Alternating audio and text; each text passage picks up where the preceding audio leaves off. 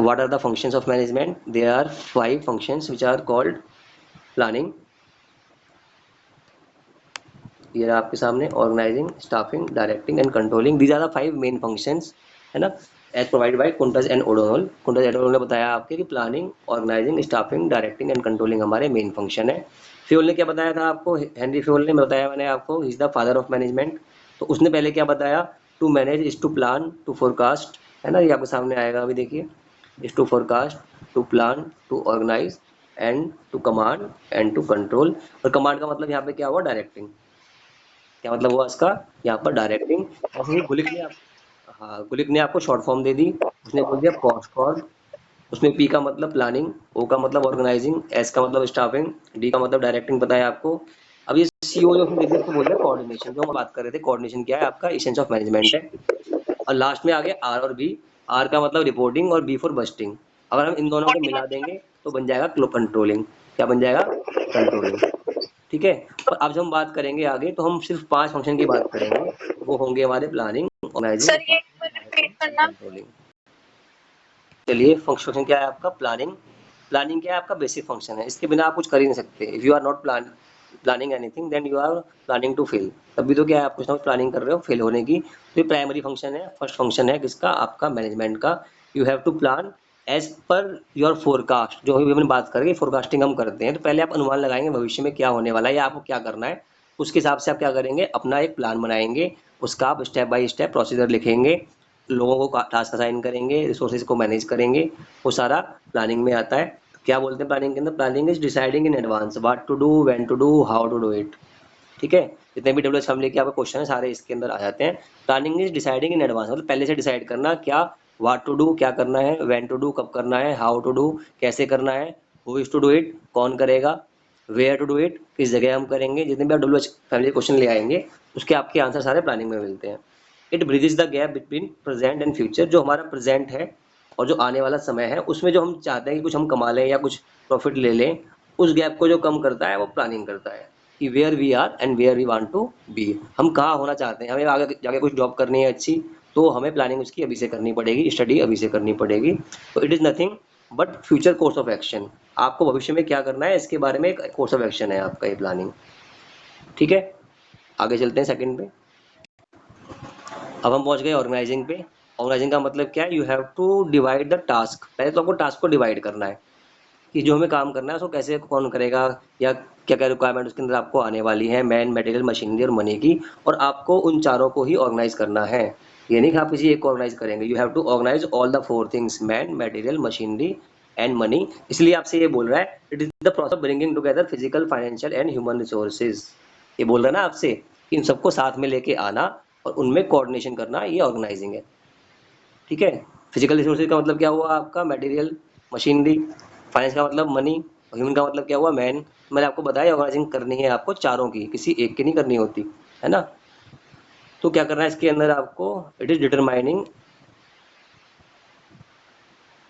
About materials, tools, Capitals and personal. वो जो हमारे 4M हमारे हैं, एसेंशियल हैं, 4 रिसोर्सेज हैं, उन सबको ऑर्गेनाइज करना है. उन सब में टास्क डिवाइड करना है, टास्क को आइडेंटिफाई करना है. उसके बाद अथॉरिटी, रेस्पॉन्सिबिलिटी, रिलेशनशिप लेके आनी है. आपको फ्लो ऑफ वर्क डिसाइड करना है, कौन करेगा, कैसे करेगा, किस जगह पे होगा, है ना. प्लानिंग का एक पार्ट इसमें आ जाएगा. ये क्लियर हो गया होगा आपको. ये डायरेक्टिंग है. It is also one of the important function of management. और डायरेक्टिंग में जो मेन एफर्ट है वो कोऑर्डिनेशन के लिए हो रहा है. क्या करना है आपको? सुपरवाइज करना है. ठीक है. जो काम हो रहा है उसको सुपरवाइज करना है. जहाँ पर कोई अब लग रहा है कि काम करने का इसका मन नहीं है या परेशान है, कोई प्रॉब्लम आ रही है, you have to motivate him. ठीक है. उसके बाद आपको ऑर्डर एंड इंस्ट्रक्शन प्रोवाइड करने हैं किसी काम को करने के लिए. और फिर ये ओवरसी करना है कि क्या इंप्रूवमेंट आ रहा है या नहीं आ रहा है. ठीक है. तो it is the part of management function which actuates the organisation methods to work efficiently. तो क्या करता है? एक्चुएट्स करता है, मतलब जो काम को वाकई असली रूप में लेके आता है. प्लानिंग कर ली, ऑर्गेनाइजिंग कर ली, पर जब काम करेगा करेंगे उस समय क्या करना है? उस समय डायरेक्टिंग काम आती है. आपने डिसाइड कर लिया मेरा ऑफिस यहाँ पर होगा, मेरे लोग यहाँ काम करेंगे, मशीनरी ये होगी, पर वो खुद से काम नहीं करेंगे. You have to actuate them. यानी कि आपको उनको काम पे लगाना पड़ेगा, यानी कि उनको लाइफ फॉर्म में लाना पड़ेगा. और वो डायरेक्टिंग से होता है. ठीक है. तो it ensures that organisation achieve objectives are achieved. Directing से ही आप ये सब कर सकते हैं. और मैंने कहा डायरेक्टिंग के अंदर कम्युनिकेशन और कोऑर्डिनेशन इसेंशियल है. ठीक है। It is the life spark तो लिखा ही हुआ है इसके अंदर, लाइफ गिविंग पार्ट है ये। अगर आप डायरेक्टिंग नहीं करेंगे तो लोग काम ही नहीं करेंगे, आधे लोग तो काम चोरी होते हैं। तो इसलिए क्या है, स्पार्क देगा एंटरप्राइज को, जिससे कि लोग क्या होंगे, they will be in motion, they will be in motion for performing some action. ये रहा, they will be in the motion. ये डायरेक्टिंग है, ये मेन काम है मैनेजर का। प्लानिंग करना ठीक है, आसान है, ऑर्गेनाइजिंग करना आसान है, पर जब उनको इम्प्लीमेंट करने की बात आएगी तो हम बात करेंगे डायरेक्टिंग की। ठीक है। तो ये क्या करता है, आपको इन्फ्लुएंस करता है, it influences you, it guides you, supervises you, मैंने बात कर दी, मोटिवेट करता है आपको। ठीक है। आपके जो काम करने के ना करने की फीलिंग है उसको इन्फ्लुएंस करता है, आपको काम करने के लिए गाइडेंस देता है, सुपरवाइज करता है कि आप ठीक कर रहे हैं या नहीं, और जहाँ कुछ कमी लगती है आपको मोटिवेट भी करता है और आपसे कम्युनिकेट भी करता है। ये थर्ड फंक्शन होता है मैनेजमेंट का, छूट गया था बीच में, स्टाफिंग। स्टाफिंग का सीधा मतलब है, you have to plan about the employees कि कितने आपके यहाँ रिक्वायरमेंट है जॉब की, and then you have to match their skills with the job requirement. आपको जॉब रिक्वायरमेंट से उनको मैच करना है और फिर उनको काम पे पुटअप करना है, उसको बोलते हैं प्लेसमेंट। उसके करने के बाद उनको रेमुनेशन देना है, सैलरी देनी है, उनको एचआरए देना है, घर में रहने के लिए मेडिकल फैसिलिटी देनी है आपको उसके अंदर, and you have to provide them training and development. ये सारी जब आप बात कर लेंगे स्टाफिंग में आ जाएगी। ठीक है। तो इसमें क्या करना है आपको, मेन ये सारे काम करने हैं। तो एक बार देख लेते हैं क्या है इसके अंदर। Right man on the right job, ये सबसे इंपॉर्टेंट है कि जो काम के लिए आप लगा रहे हैं किसी को, उसमें क्वालिटी तो होनी चाहिए वो वाली, थोड़ा सिफारिश से किसी को लगा दिया। तो it is putting right man on the right job at the right time and at the right place. ये चार चीजें आपको याद हो जाएंगी तो स्टाफिंग याद हो जाएगी, right man, right job, right time, right place. ठीक है। लेट लगाने का फायदा नहीं है, निकल गया, कोई बेनिफिट नहीं है इसका। ठीक है।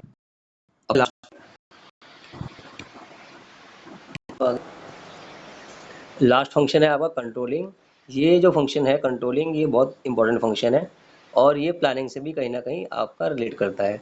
एग्जाम में क्वेश्चन पूछ सकते हैं आपसे, define the relationship between planning and controlling, या आपसे पूछ सकते हैं वो कि what is the difference between planning and controlling, और दे आर इंटर रिलेटेड और इंटरडिपेंडेंट फंक्शन। पूछ सकते हैं आपसे वो कुछ भी कि प्लानिंग और कंट्रोलिंग एक ही फंक्शन है, एक जैसे हैं, मिलते जुलते हैं, या पूछेंगे आपसे प्लानिंग कंट्रोलिंग में क्या अंतर है या क्या रिलेशनशिप है, या आपसे पूछेंगे ये दोनों के एक दूसरे के विरोधाभासी हैं, they are contradictory to each other.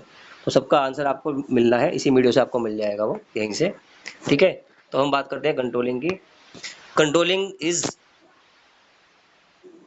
Measuring your performance, then you have to compare that performance with the plans. Third part is taking deviation और calculating deviation, कि जो हमने प्लान किया था और जो एक्चुअल में हुआ उसमें क्या कुछ अंतर है या सेम है। और last part taking corrective action, कि अब जो अंतर आया अगर ज़रूरत है तो उसको हम कैसे ठीक करेंगे। तो जो कंट्रोलिंग है, it starts with the planning. Controlling starts with the planning.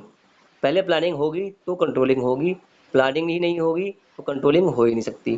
पहले हमने कुछ प्लान किया, फिर हमने एक्चुअल परफॉर्मेंस को मेज़र किया, फिर हमने दोनों को कंपेयर किया कि जो एक्चुअल में है और जो प्लान किया था क्या वो ज़्यादा अच्छा है या ज़्यादा बेकार है। अगर बेकार है, कुछ प्रॉब्लम आ रही है, तो कितना डिफरेंस आ रहा है उसको मेजर करना, उसको बोलते हैं कैलकुलेटिंग डेविएशन।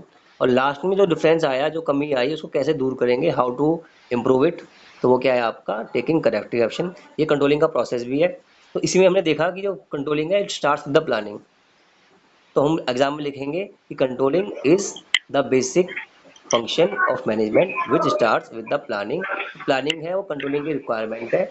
और लास्ट में हमें क्या लिखना है कि कंट्रोलिंग के बिना प्लानिंग भी अधूरी है। हमने सब कुछ प्लान कर लिया, बट हमने जो प्लान किया उसके अकॉर्डिंग कुछ हुआ ही नहीं, और उसको ठीक करने के लिए हमने कोई एक्शन लिया ही नहीं, तो क्या होगा, आपकी प्लानिंग बेकार हो जाएगी। और जो हम कंट्रोलिंग करते हैं उससे जो इन्फॉर्मेशन मिलती है, उस इन्फॉर्मेशन को हम नेक्स्ट ईयर यूज़ करते हैं प्लानिंग करते हुए। यानी कि जो कंट्रोलिंग जहाँ पर खत्म होती है वहाँ से प्लानिंग फिर शुरू होती है, वो किसकी होती है, नेक्स्ट ईयर की। तो हम बात करते हैं planning is a continuous function, है ना। तो कंट्रोलिंग से नेक्स्ट ईयर जो प्लानिंग करेंगे, देखेंगे पहले क्या कमियां रहीं, कहाँ कहाँ गलतियां हुई। अब जो प्लानिंग करेंगे नेक्स्ट ईयर की, वो कहाँ से स्टार्ट हो जाएगी, आपकी इसी कंट्रोलिंग के फीडबैक से। ठीक है। तो आपको एग्जाम में लिख के आना कि they are complementary to each other, and planning is the basis of controlling and controlling is the basis of next planning. ये आपका इसका आंसर होगा। तो ये तो यहीं पे ख़त्म हुआ।